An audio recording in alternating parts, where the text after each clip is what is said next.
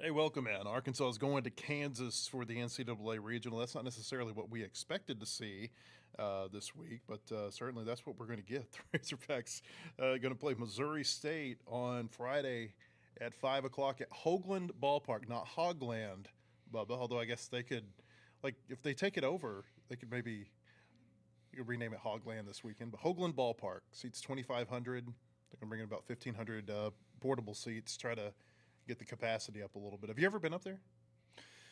Yeah, I played a couple showcase events years ago, but I think they've changed the stadium since then. So it was big when I was there before. It was a big stadium. Yeah, it's only 2,500 seats. So No, I mean like big for hitters. You're talking about dimension-wise. The dimensions, yeah. No, the stadium was tiny. Yeah, it sits down there in the. I've been to. I remember seeing it. Do you remember the year that the interstate flooded when we had to go up to Omaha for the College World Series? Yeah. So you had two different routes you could go, and I picked the wrong route on the way up there. I went through Iowa, and I mean, like, went way out of my way, out in the middle of nowhere, and came back around to get to Omaha. And so I had heard from people once we were in Omaha, hey, we came up 75 through Kansas, and that was a pretty, it was a pretty good drive. So let's do that. And we came back down, and Lawrence is maybe 10, 15 minutes off of that highway. And I'd always wanted to see Allen Fieldhouse. And so we went over there, saw Allen Fieldhouse, and then the baseball stadium kind of sits down in this little hill underneath Allen Fieldhouse. And I remember seeing it at the time. I was like, man, that stadium is really small. And here we go. It's going to be a very interesting week. Kind of has a feel of like old George Cole back in the day. You know what my wife said when she saw it? She said it reminds her of when Arkansas went to Allie P. Reynolds for the Oklahoma State Regional in 2015. It's kind of got that. I guess they were built similar time frame in the 1980s, and it's going to be interesting to see how this works out. I got some thoughts on that. First, I want to tell everybody that we are brought to you today by H&R Tire and Auto. They're a third-generation family-owned business serving Northwest Arkansas since 1976. Just like great baseball programs, H&R is built on consistency, trust, and doing things the right way. No shortcuts and no gimmicks at H&R Tire and Auto. Also brought to you by Eggland's Best. When it comes to your game day, you want the best in your lineup. That includes your eggs. Eggland's Best delivers more of the nutrition you need with 6 times more vitamin D and 25% less saturated fat than ordinary eggs. You can score now with Eggland's Best. Better taste, better nutrition, better eggs. Visit egglandsbest.com for more information. Also brought to you by Southern Loft. They're making room for new inventory with their Furniture Market clearance event that's happening through May 29th. If you've had your eye on new furniture for your home, now's the time to shop and save on stylish pieces of furniture for every room, from comfortable living room furniture to statement dining pieces and more. Southern Loft has options to fit your style and your space. Visit Southern Loft at 3155 North College Avenue in Fayetteville, or give them a call at 479-856-6100 before the sale ends on May 29th. You can find our podcast on Apple and Spotify. Just search Whole Hog Sports. Put our video on our YouTube, Facebook, and Twitter pages. You can search Whole Hog Sports there too. I got in the email from Kansas for credentials. It said your seat will be located in the bleachers. So it's a small press box. And I've said this about Kansas, and this isn't to disparage Kansas, but they've never hosted a regional. And they've got a small ballpark. Hopefully, for their sake, having a good team last year and this year, and Dan Fitzgerald looks like he's building something there, it can cause them to go in and renovate their ballpark and maybe bring it more in line with some of the teams that they're trying to compete against, like Oklahoma State in the Big 12. That's one of the nicest ballparks in America. But we're in a day and age where it seems like facilities and amenities and things like that are getting pushed to the side and the back seat because of the money that has to go to the players and the coaches and everybody else. This is stuff people won't see, but we'll see it because we'll be behind the scenes. Players and coaches will see it too. I'm very interested to see how this goes this weekend because you've got a school that has not hosted a regional before. And it feels like they're in a ballpark that's not really set up to host a regional. There's a lot of stuff from, extra spaces where players have to hang out while other games are going on, to all the media services that have to happen because you're accommodating television and multiple radio broadcasts. And certainly there's going to be a lot of reporters there too, press conference setups have to be there. You have to have media workrooms for photographers. It's just stuff that, like your run-of-the-mill KU, say, versus Kansas State home baseball game, you're just not dealing with. I do know that they reached out to somebody over here at the U of A who previously had worked at KU, who's worked in the baseball management side about 6-7 weeks ago, and kind of they were planning for this. They were trying to get ahead of it. Like, hey, what do we need to know? Right. I'm very interested to see how that goes because, again, it's stuff that you're not going to see on TV. You're not going to see it on the ESPN Plus broadcast, but it's little stuff that can really affect the teams that are playing in this regional. And I feel like it's going to be a real learning experience for KU. Yeah, I think so, and I'm glad they're getting outside advice because if you don't know how to run a postseason event, it could turn into a clown show. I mean, it just makes it hard on the players. I know from a broadcaster side, Phil already told me the press box is tiny. Mm-hmm. There's only 2 press boxes. Are you going to be out in the seats?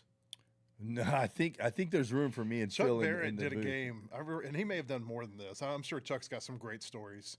But I remember we were over in ORU one year in Tulsa at ORU, and he is set up on a folding table, and Chuck is sitting on like one level of bleachers, and the folding table is straddling like the next level of bleachers. And I think maybe even they had to have something come in and level it because otherwise the table would have kind of been like off-centered. Yeah. And that's where he had to call the game from. And I don't know that there's going to be radio people doing that this weekend.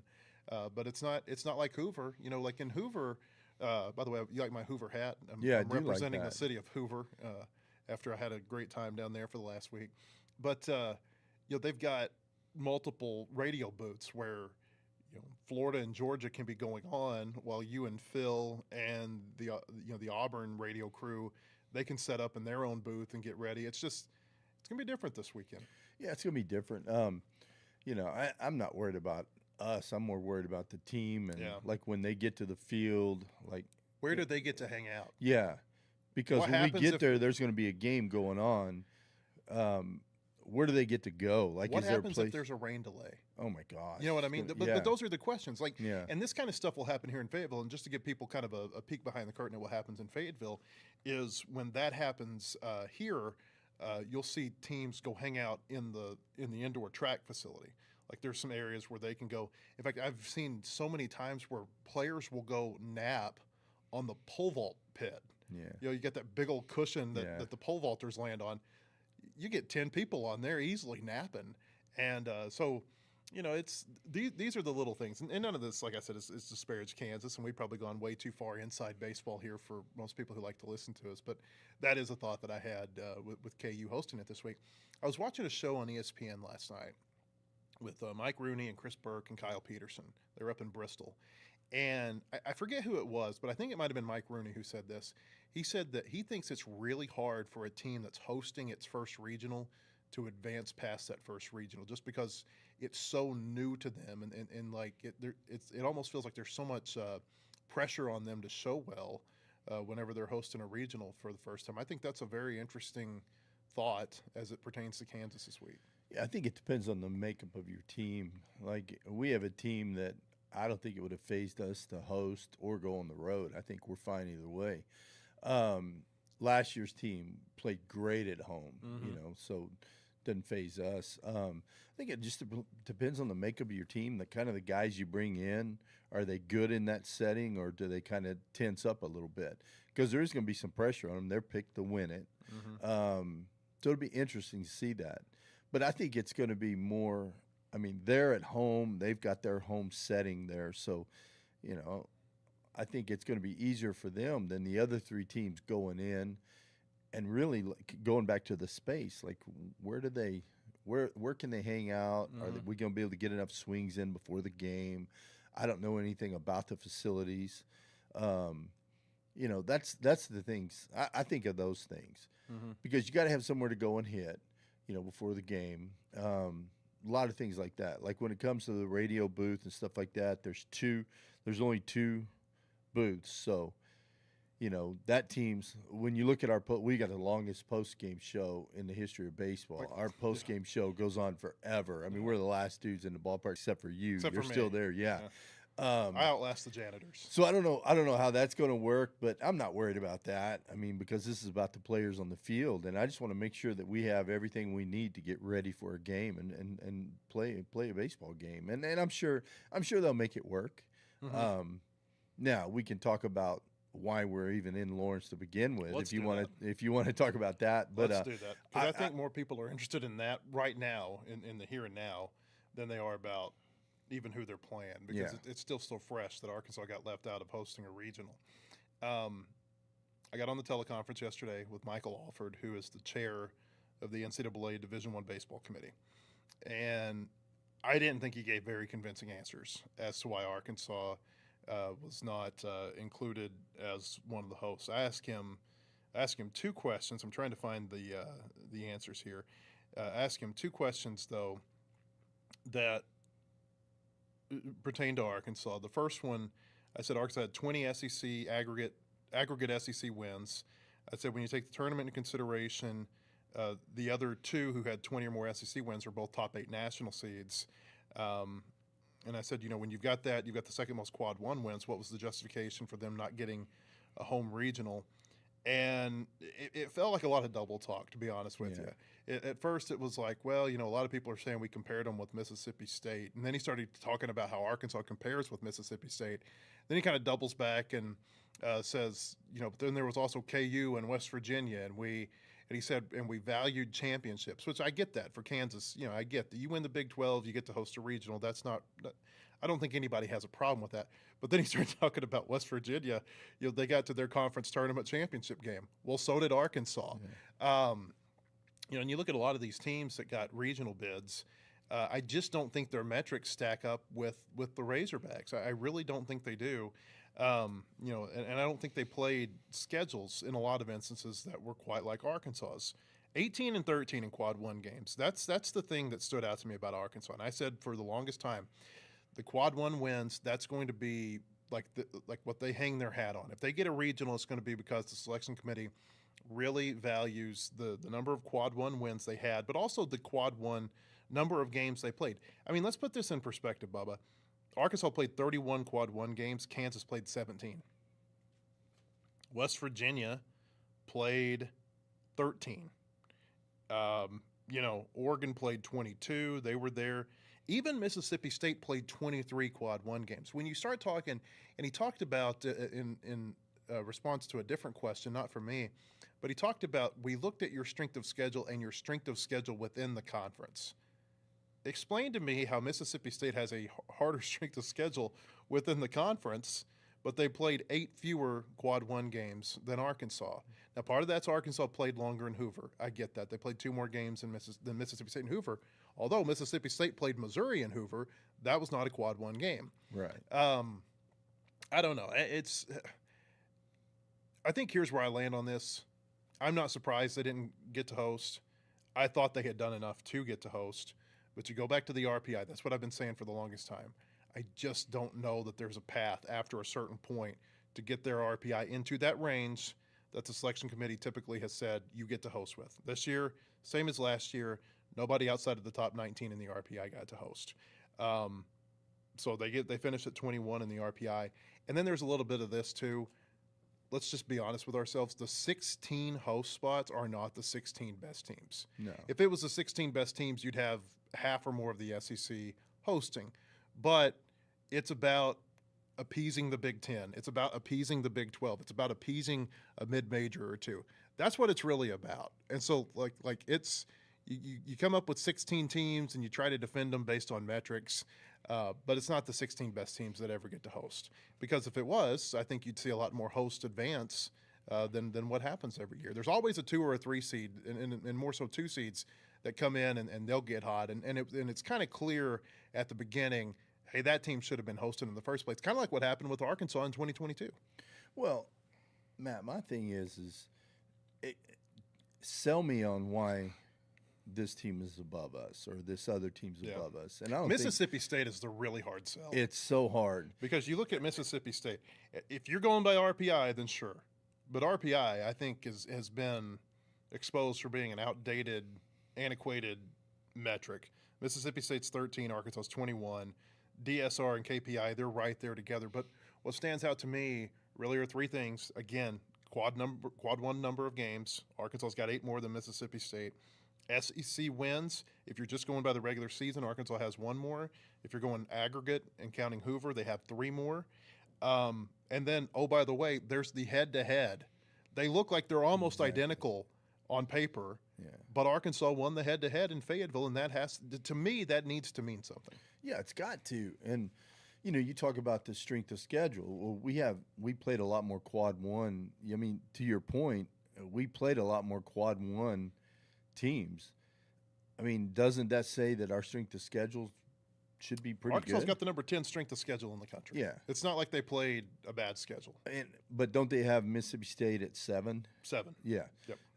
To me, that doesn't compute those two numbers. I think what it boils down to is Arkansas played Missouri and South Carolina, and Mississippi State played LSU and Vanderbilt. And so the worst SEC – Arkansas played the 2 worst SEC teams this year. On the road, I will say they were on the road, so I think that makes it a little bit more difficult. But Mississippi State played LSU and Vanderbilt, who neither made the tournament, but they were better teams than Missouri and South Carolina. I think that's really what sets those 2 schedules apart. Well, if that's what they're hanging their hat on, then that's a bad argument because Vandy and LSU weren't very good this year. Nope. I mean, they really weren't. I don't know where they are RPI-wise. I don't know how many quad one wins they had. I don't care. I mean, they're not a very good team, neither one of them. So, I don't know. It's just it's frustrating. But I'll tell you, once again, I'm so proud to have DVH as our head coach. I thought he did a great job in the press conference. And you guys pressed him a little bit, as you should.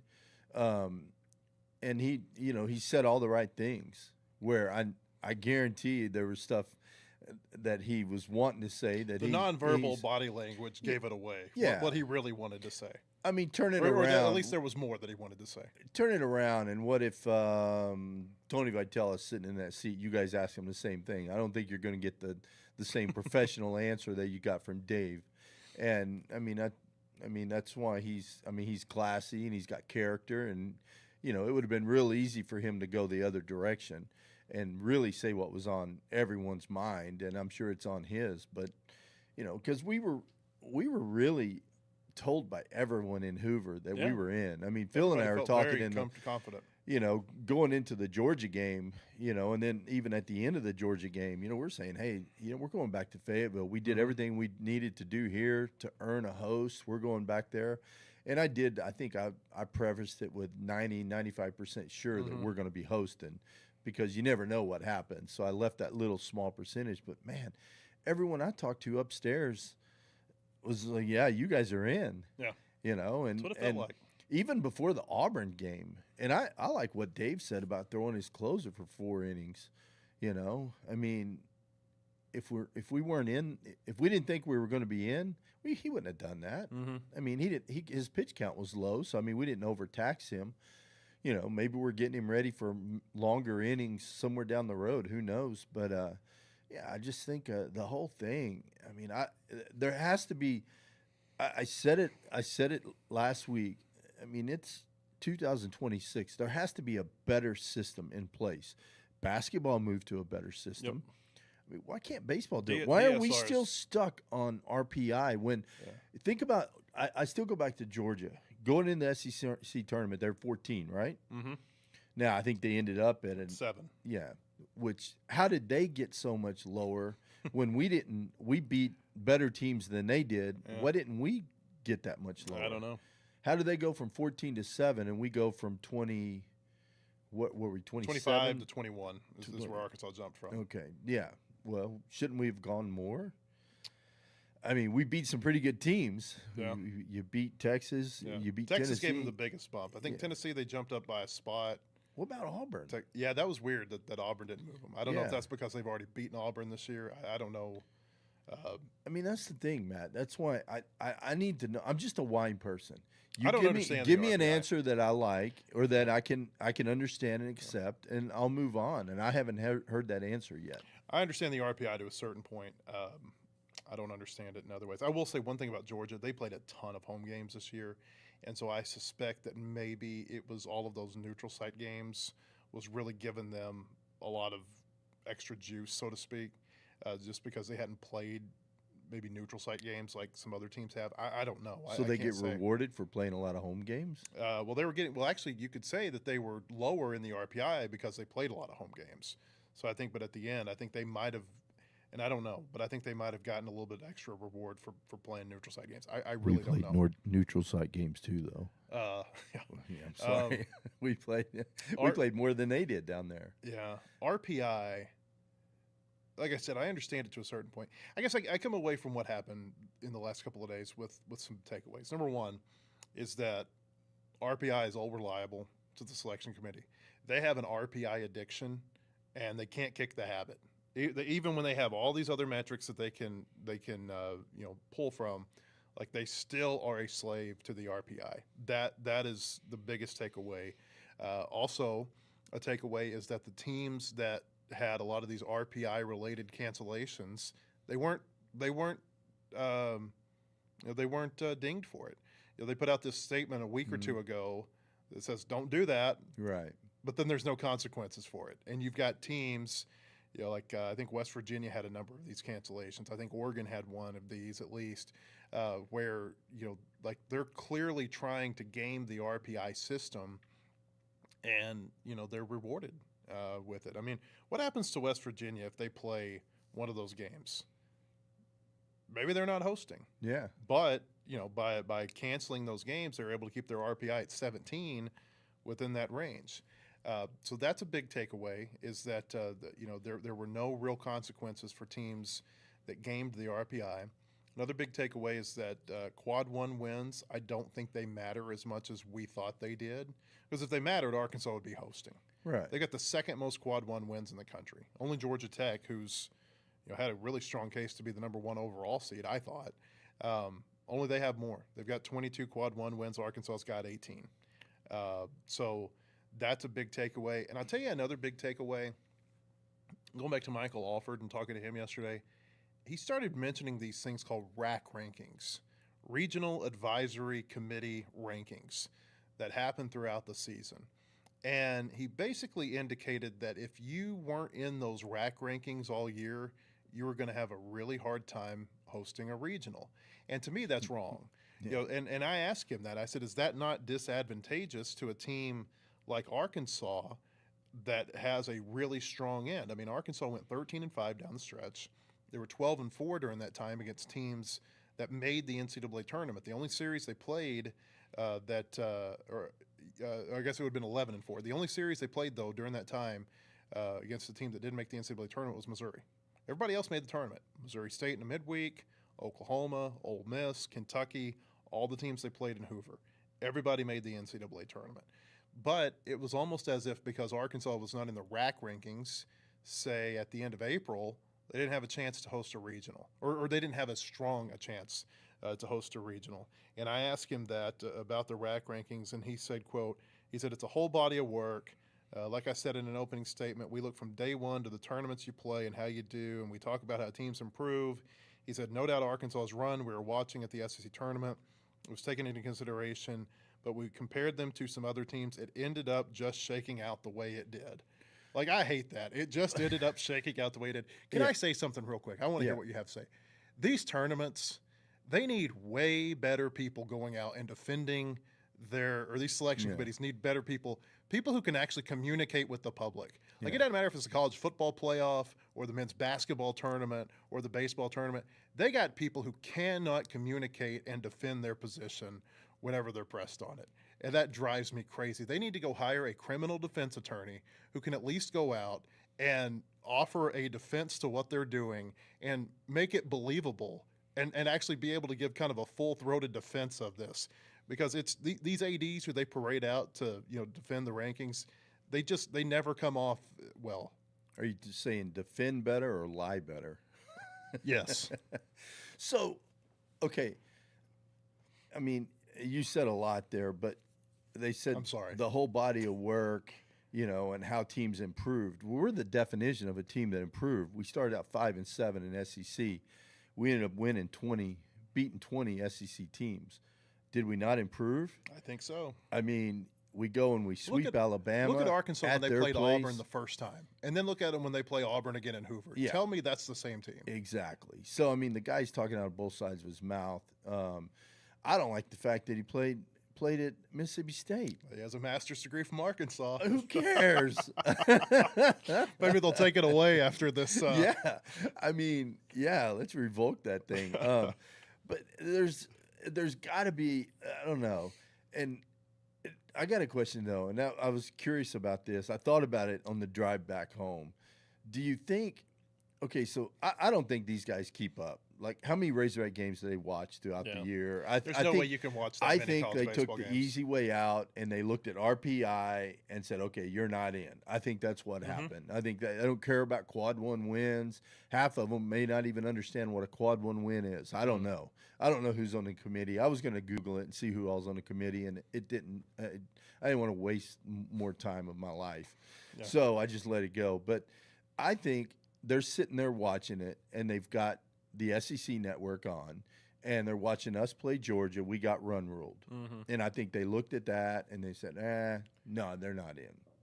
Now, maybe I'm totally wrong. But if you're a baseball person, you understand why Arkansas got run ruled in the first place. But are they baseball people? I don't know. And that's why, actually, I led the story off with Michael Alford, played at Mississippi State and got a master's degree at Arkansas. And the reason I even found that in the first place, because I wanted to know, like what is his qualification for defending baseball stuff? And so he played college baseball. I'll give him that. I mean, he played college baseball, so I will assume that he understands the game. And keep in mind that when you're the chairman of these committees, your job is to defend the position of the committee. It's not necessarily the way you voted, not necessarily the way but you have to go out there and you have to put on a front, even if you disagree with it internally. This is what the committee chose, and now it's now my responsibility to communicate with the public about what the committee chose and why. I don't know how many baseball people they have on the committee, but if you're a baseball person, you understand what happened against Arkansas against Georgia. Yeah. Or with Arkansas against Georgia. It's common sense. They lose. First off, Arkansas's played one more game in Hoover than Georgia has. Second off, Hunter Dietz about has his shin split in half by a 105-mile-an-hour line drive, and he can only pitch 21 innings. Anybody who knows Arkansas this year knows that they have to have Hunter Dietz go deep into games to be able to help them on the weekends. That if he goes 4 innings, they're probably not going to have a very good weekend. And so I think we all knew when he left that Texas game the way he did, and then especially whenever they went all in and brought Gabe Gackel in and threw 6 innings, they weren't winning that tournament. Or if they won the tournament, it was going to be because they beat somebody like 18-17. Yeah. That was how they were going to have to win that tournament. So like there's common sense that has to be involved here. Like, whenever I asked questions after the championship game in Hoover, I didn't ask, hey, why did you lose 11-1 today? I knew why they lost 11-1. Yeah. But you were talking earlier about, and I think it was before we came on the podcast, about we were talking about these teams that are in the regional, and you said eye test. You can look at all these stats, but you want to be able to evaluate Kansas with your eye and Missouri State with your eye, which you can do because we've seen them a couple of times. Northeastern. I think about coaches, and they have all these analytics, but the best coaches are the ones who can take those analytics and digest them and still coach with their gut, with that knowledge, but still kind of understand like the feel of the game. And I don't feel like the selection committee has that gut feel of the game. It's just, let's look at a bunch of data and kind of arrange it a certain way, and we're good. Yeah. How many of the guys on the committee knew that Hunter Dietz got hit and pitched 2/3 of an inning? Well, I would hope every single one of them. Well, they knew he got hit, but did they understand that he threw 2/3 of an inning, and we still did what we did? I mean, we still were able to win and get to the championship game when our number one guy goes 2/3 of an inning. I mean, to me, that's incredible. That says a whole lot about the depth of our staff and guys stepping up and at the plate, but more importantly on the mound. We have some guys have some great outings down there. I don't know. I feel like they took the easy way out, and maybe Dave might have even said it seems like he said easy. And I'm sure there are a lot of other words he would like to have described it. And, Yeah.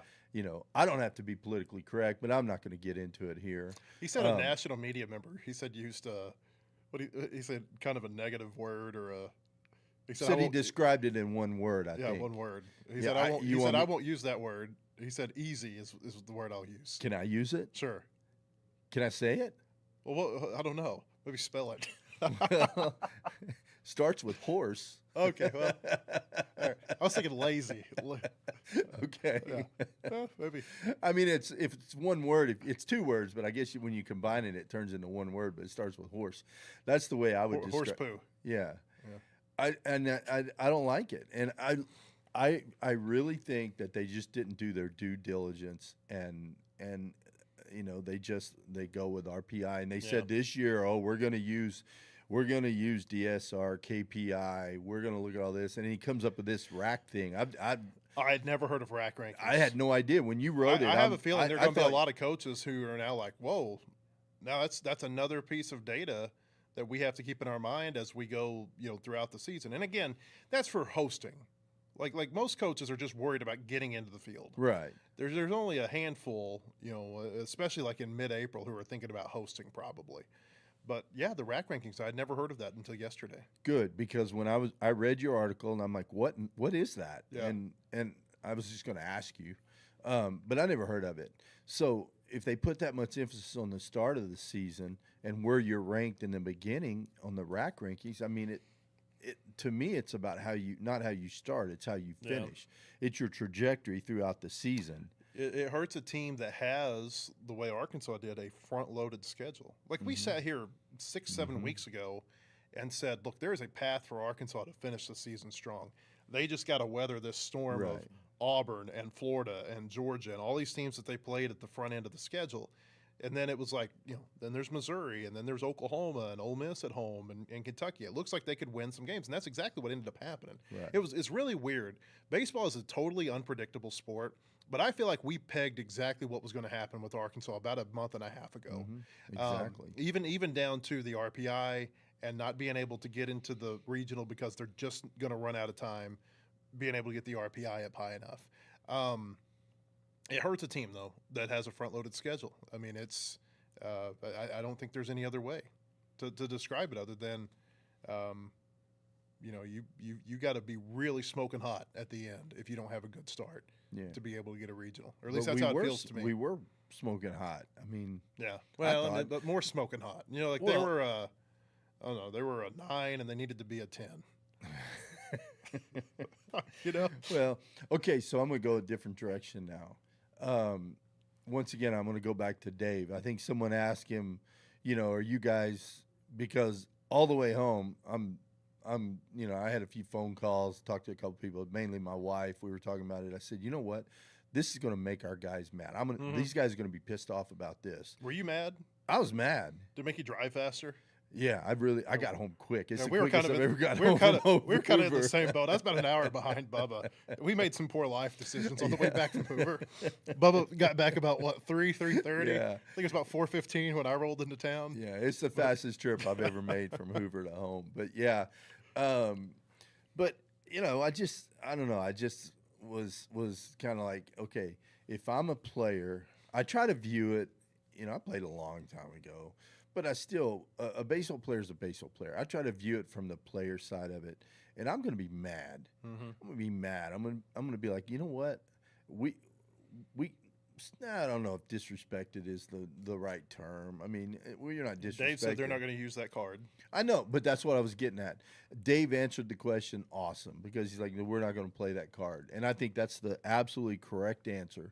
But I think within that clubhouse, if I'm in that clubhouse, I'm like, guys, let's go there and just beat the snot out of everybody down there. And I mean, that's the feeling that I would have. Now, am I going to get in front of a mic and say it if I'm a player? No, you don't do that. And these guys know not to do that. But I bet you inside that clubhouse, there's a little bit of anger. These guys played their butt off to do everything they could to host, thought we were hosting, and then they get it taken away from them. So there's going to be some mad guy. There's going to be some anger in that dugout. Now, I hope we go out there and we take it out on Missouri State Friday and then whoever we play on Saturday and so forth. But yeah, but I thought Dave was awesome. He He's said diplomatic. what's that? Diplomatic. Yeah, he said the right things, and yeah. But I don't know if I would. different things could be said behind closed doors. My wife actually asked me, "How would you have handled that?" And I said, "Here's the way when I coach, I'm pretty even keeled. Mm-hmm. The only time I get really mad if someone disrespects my team and my players. I get fired up, whether it's an umpire, a coach, even some loudmouth person in the stands. I don't Mm-hmm. like it, and I'll say what I think needs to be said. Now, once I'm done saying it, it's over. I got to get my point across, though. But it's different. I thought Dave handled it perfect, and I think now all we can do is focus on Missouri State and go in there and play the best game we can play, and then move on from there. Try to turn Hoagland into Hogland. There you go. I like it. Reminder, our baseball podcast sponsored by H&R Tire and Auto. They're a local shop that's been family-owned for 3 generations. They built their reputation on taking care of customers the right way. That kind of longevity doesn't happen by accident at H&R Tire and Auto. Let's talk about this field. Kansas, 42-16. They got a 25-8. I used to never want to use the record of the conference tournament and combine it with the regular season record when I'm talking about a team after the season ends. I've totally changed my ways after seeing the way Arkansas played in Hoover, because I do think that there's value in winning, in winning games against conference teams. So I'm using the aggregate records here. Can I interrupt? Yes. Are you going to feel that way next year? Because Dave even said, well, maybe we ought to reevaluate, or I don't know, I don't want to quote him, but to something to the fact that we need to reevaluate the way we approach that tournament. It depends on if I'm wearing my Hoover hat or not. Yeah. If I'm not, because maybe why I feel not just go down there and pitch a couple freshmen, play some younger dudes, let them get some experience, or do like what Texas did and kind of audition yourself for, hey, if this happens in a regional, this is how we're going to do it. Yeah. That's what they did. Yeah. Texas looked so disinterested in that game. Schlossnagel on the side looked like he was thinking about a tea time he had on Saturday. He did not look like he was into that game. I didn't think his hitters, they took some terrible at-bats. Now, credit our pitching staff for that, but they were missing balls with 3 feet. It's like their approach was gone. They just weren't into it mentally, I don't think, at all. And I think they were ready to come back home and get ready for a regional. I really do. That's I 2 years jokingly in a row said they haven't won down there. Yeah, I jokingly said on the air that it looks like Schlossnagel has a tea time Saturday morning. He's trying to make sure he makes it. Yeah. KU. Sorry, I interrupted. No, you're good. I'm trying to stay on topic. You take me off all your faraway places sometimes. Sorry. You're good. Doing the best I You're can. good. KU, they're 42-16. They've got a 25-8 aggregate Big 12 record. They did win the Big 12 tournament. They kicked butt out in surprise. I mean, Oklahoma State's one of the hottest teams in the country, and KU beat them 9-2. And then they beat West Virginia, who's another one of the hottest teams in the country. They beat them 9-0 to win the title. They're a team that's got a ton of junior college players.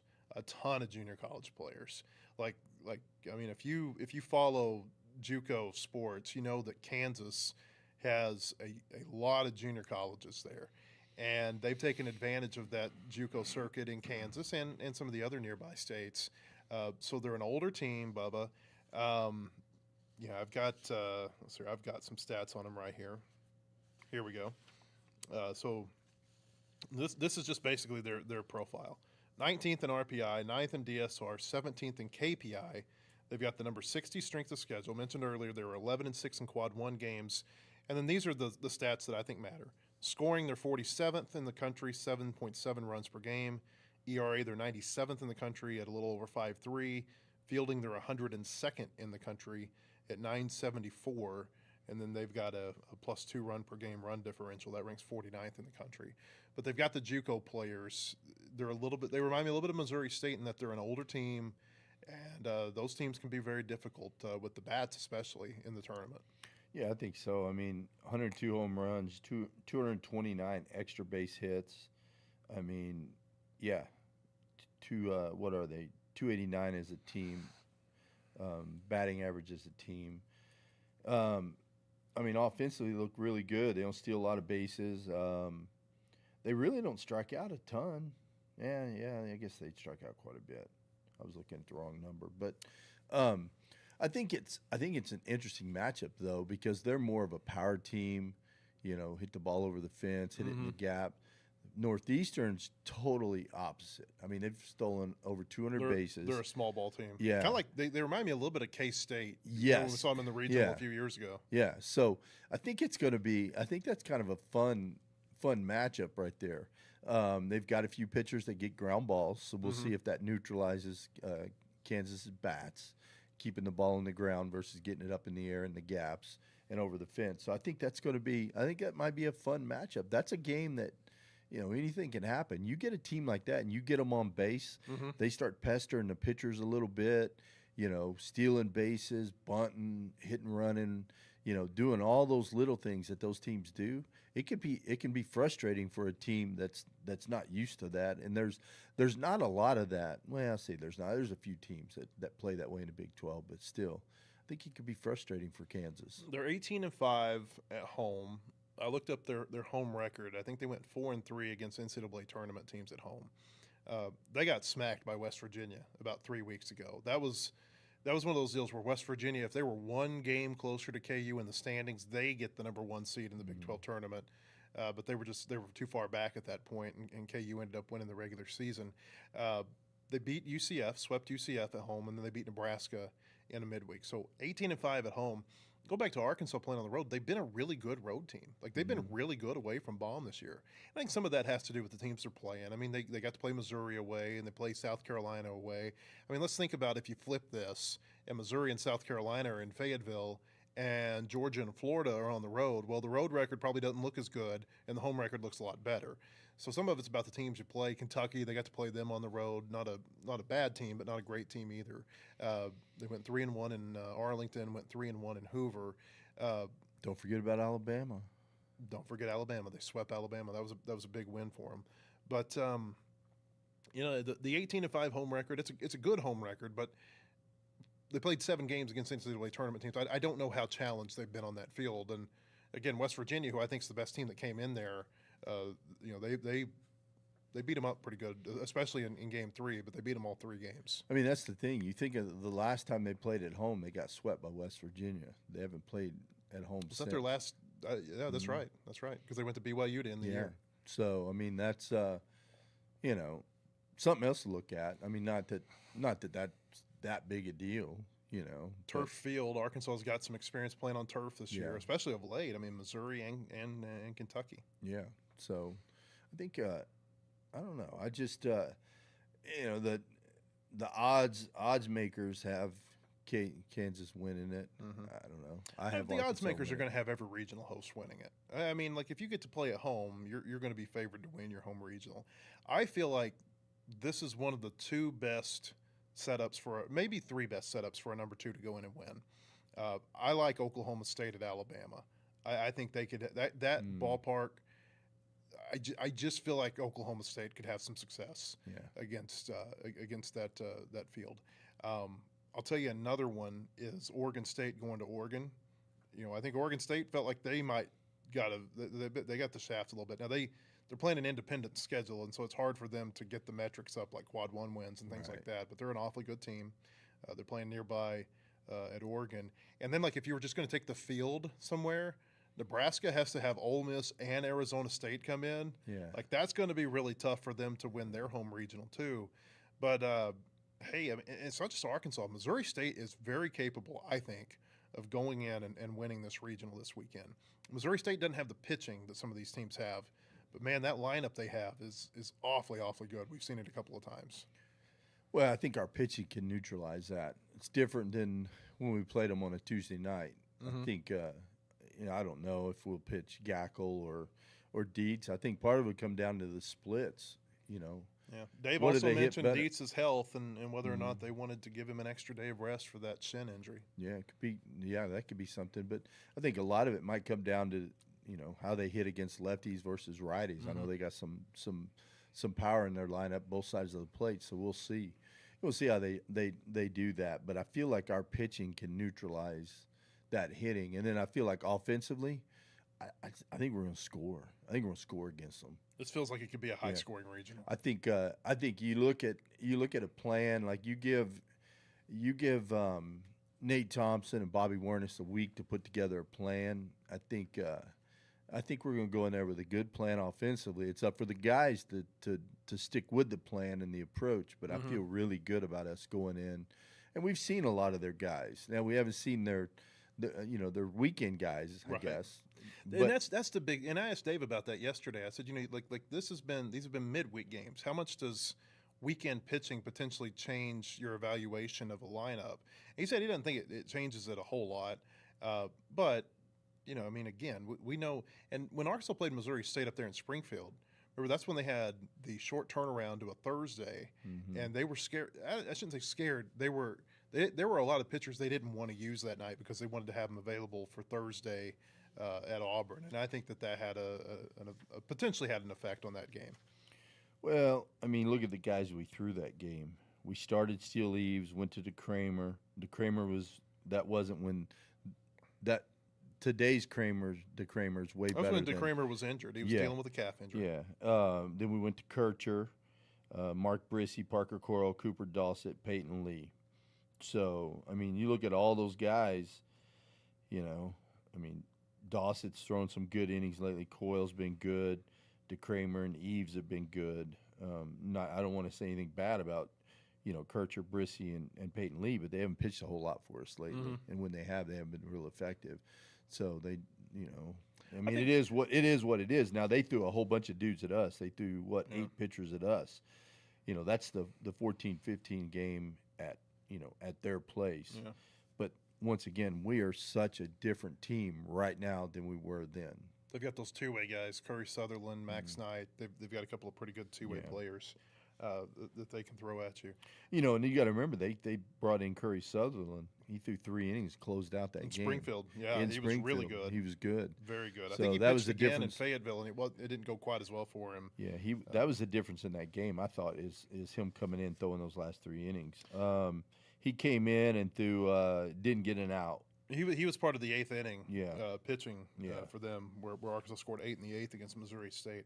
Here's Missouri State's metrics, by the way: 23rd in RPI, 48th in DSR, 36th in KPI. That is all over the board, and that's because those different metrics, they value midweek wins differently in midweek games. And honestly, I like the DSR because of what it thinks about midweek games. I love the fact that there is a metric out there, a rating system, that takes into consideration how different it is for a team to play on a midweek than it is for a weekend. I love that. And college baseball moving forward, they got to have metrics that take that into consideration. The RPI does not. The DSR does. Missouri State 44th in strength of schedule. They're 6-11 against Quad 1 teams. A couple of those wins were midweeks over Arkansas and Oklahoma State. They're 22nd in scoring at 8.3 runs a game. 154th in ERA at 6 a game. And they're fielding 47th in the country, 977 per game. They got a 1.8 run per game run differential. So basically they beat teams on average by 1.8 runs per game. We know how good they are. Northeastern, look through their metrics here real quick. RPI 88th, DSR 77th, KPI 124th. Again, real all over the board. Strength of schedule 190th. They play in the Colonial Athletic Association. They're 0-2 in Quad 1 games. 69th in scoring at 7.5 runs a game. 65th in ERA at 4.95. Fielding 104th at 974. Their run differential is 2. So it's 47th in the country. They're coached by Mike Glavin, who's Tom Glavin's brother. And they're like this is a team that's had this is not just some Johnny-come-lately. Like they've got some baseball history tradition there, especially within their conference. I think back a year or two ago, they were the team nobody wanted. They were the maybe they even got it to be a 3 seed, but it was throughout the year nobody wants Northeastern coming because they were pitching so well. Yeah, they're going back to what we were saying earlier. They've got kind of that small ball type feel where they're going to play good defense, they're going to pitch well, and they're going to manufacture runs. Yeah, and that could be dangerous, especially if you're playing on turf. Yeah, on turf. Yes, that's what I was going to say. So we'll see. We'll see what happens. I think it's going to be. I think it's going to be a fun regional. I'm looking forward to Friday. To be honest with you, I'm kind of curious to see who we're going to pitch. That's and a good how, and that's why Dave makes the big bucks right there, is deciding who's going to pitch game 1. I think that's crucial. Have you seen the forecast for Friday? Not up there. No. Is it? Yeah, there's some rain in the forecast. I don't know if this is going to be something widespread or not. I've got a little bit of rain fatigue from what happened down in Hoover Yeah. for 3 days or 4 days, how long we were there. It says there's a 50% chance during the day, at night a 20 to a 30% chance on Friday night. But all it takes is one rain delay, and it's going to throw off that 5 o'clock first pitch that Arkansas and Missouri State are scheduled to have as of right now. KU is going to play the early game there.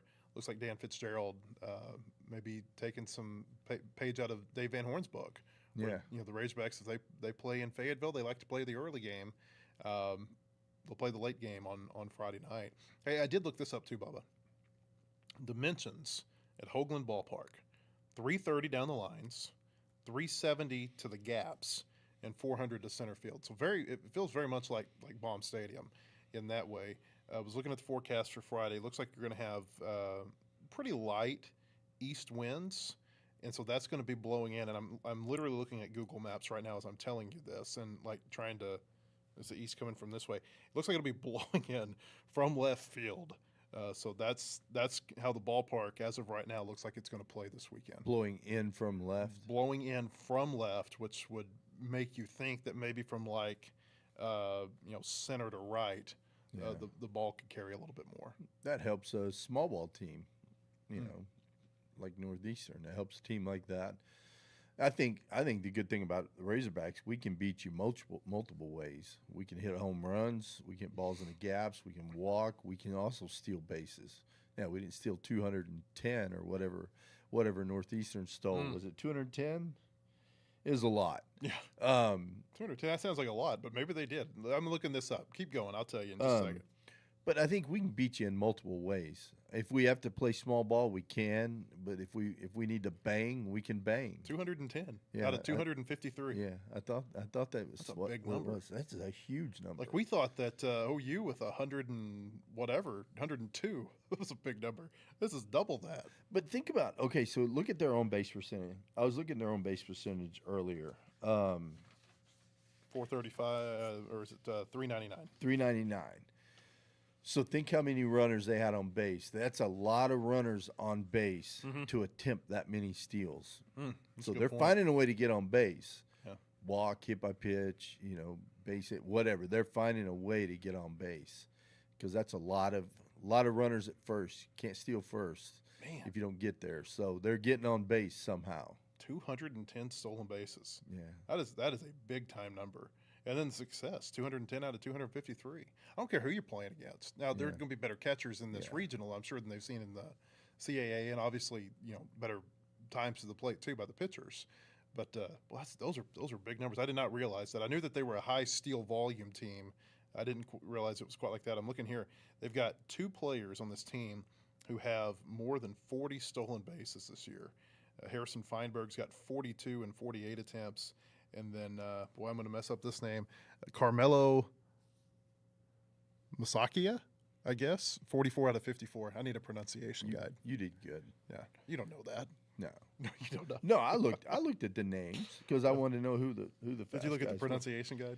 No, hell no, I didn't look at that. I won't even look at that. I'll leave that up to Phil. I'll just say if I You can't just parrot what he says, right? if I can't pronounce their last name, I say their first name or their number because I don't want mom listening at home getting on me because I pronounced their son's name wrong. Hey, real quick before we get out of here, wasn't that a cool moment on Saturday when the softball team Yeah, clinched their trip to Oklahoma City during the rain delay? And everybody, I'm sure, has seen the video of the of the baseball team watching downstairs. Bubba and Phil and I were out sitting at these picnic tables with just rain coming down all around us. Fortunately, we were covered, but we were watching on these TVs. That was just kind of it was a really neat deal watching them close that out. Yeah, I thought that was cool, and that just says a lot about DVH, his respect for Courtney Deifel and their staff, and I don't know. I think it's cool. I think when you're a Razorback, you want everyone to win, every sport. So, but we were talking too about the long rain delay, and both of the teams had been there for a long time because they got there during the Florida Georgia game, which after they arrived went into its own rain delay for 45 minutes or so, maybe 50 something. I feel like when you've got something to keep you focused and together during a rain delay, like that can have an effect when you come back out. Like what's going on in the other clubhouse? Auburn wasn't watching their softball team clinch a trip to Oklahoma City, and girls that I'm sure they know and see on campus and talk with. I just felt like that had I had a feeling during the rain delay, Arkansas might come out and look totally different because they had that little moment of team, whatever you want to call it, Yeah. bonding, chemistry, camaraderie, whatever. And I thought they looked like a different team when they came back out. And I'm not going to say Auburn looked flat, but Arkansas just looked like they had a little bit of extra something. And I wonder how much that rain delay had, or watching that and being able to experience that for about an hour during the rain delay might have helped. Yeah, I think it had a lot to do with it. Think about it. If they're not watching that. I don't know DVH's rule on cell phones and all that, but if you're sitting there, watching your cell phone, there's like scientific evidence how that's so bad for you before you go out and you play a sport, especially a sport like baseball. It has to do with your eyes, your focus, and all that. You shouldn't have a cell phone in your hand. Nick Mingione said that they have a rule at Kentucky that they have to leave their cell phones on the bus. And I actually heard him talking about this in relation to, they had like a 7.5 hour rain delay at Florida, or maybe 7.5 hour of cumulative rain delays when they were at Florida. And he said none of them were on their phone. And so it forced a lot of face-to-face interaction. Yeah. And I thought that was really smart.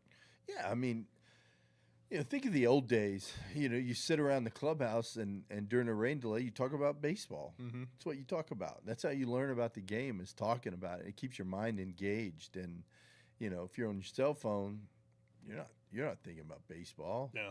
I mean, maybe you're watching highlights. I don't know, but still, it's I'll say there was a game. This totally. I don't want to bore you with this story, but came in the dugout a few weeks ago.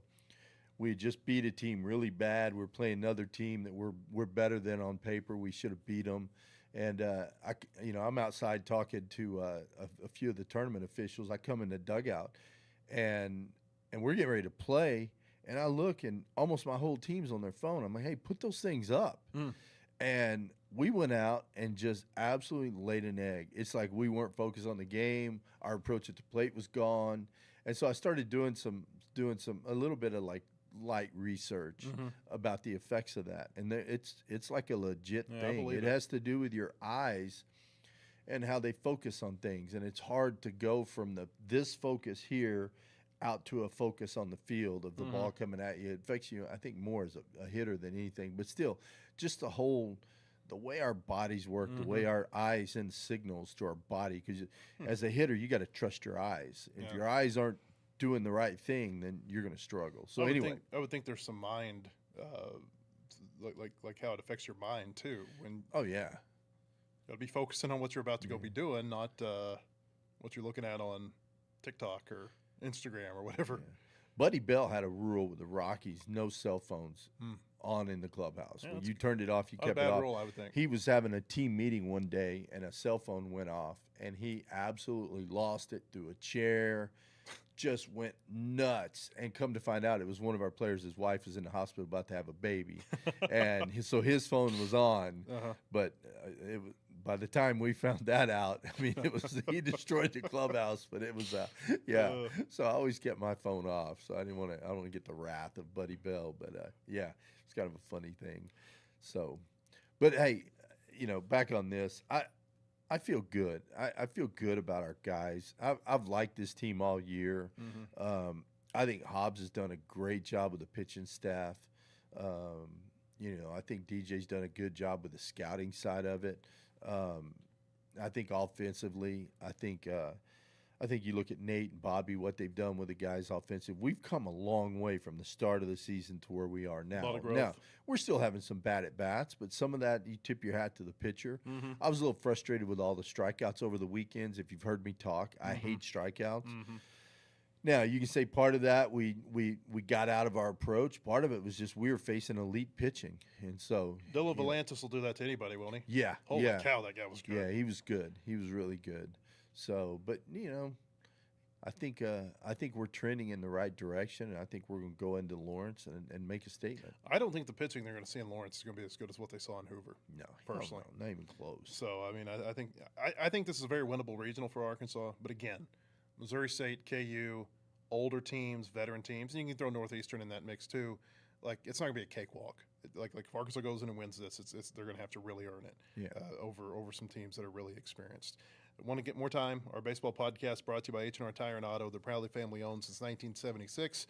They're trusted across Northwest Arkansas, committed to keeping you safe on the road all season long. You can learn more or schedule service at hrtireandauto.com. Appreciate you being here with us. And we'll have another podcast in here tomorrow. Then Bubba and I are going to hit the road to Lawrence